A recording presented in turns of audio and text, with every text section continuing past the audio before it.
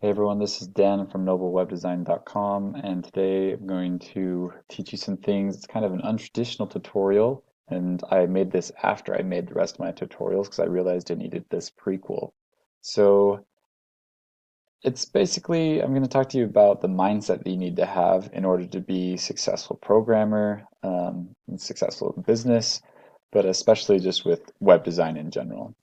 Things can be really frustrating if you don't approach your work with the right mindset. So you need to really believe in yourself. It took me a couple of years of being working at like a technical company and then working with someone that did their own web design to realize that I was totally capable of doing anything that I put my mind to. I just had to be patient, try new things, and use Google a lot. So when you can't figure something out, Google it and look for tutorials and look for text tutorials and video tutorials. And if you still can't figure out, if you have a friend that knows, ask them. If you have any way of getting support, my web hosting company, they are fabulous with support. And so I send them lots of emails just asking for help. Then do that. But above all, it's just believe that you can figure it out and you eventually will. That applies for, I think I use that the most with CSS. Whenever I have to make something look just right, I open it up in the inspector, I try and find what its name is, and then I use a bunch of different CSS to try and get it to look just right. And it does take some time, but once you have developed that mindset, then you're going to be very successful. The next thing that I want to talk about is not reinventing the wheel.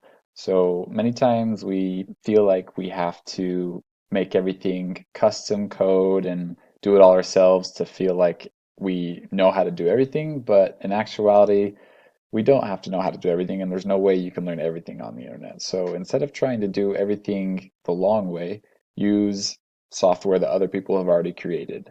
If you can buy a plugin that's $20 and have that save you 30 hours of work, you're making money. You're not losing money by buying that software. So don't be cheap and don't reinvent the wheel. If someone else has already made tutorials on how to be good at Adobe Illustrator, or if you found someone that you really like the way their websites look, learn from them. Watch their tutorials, look at the things that they've created and try and copy their style, and you'll learn way more from that than just trying to think of stuff on your own. So don't try and reinvent the wheel and find people that have been successful and just copy what they do.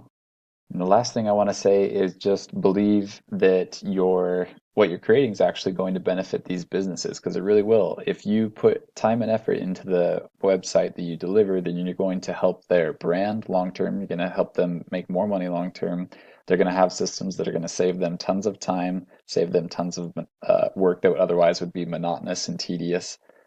And if you really believe that and strive to deliver that, then the companies you work for will see it and you'll get a lot more referrals that way. So, those are my tips for beginning at web design. This is Dan with noblewebdesign.com.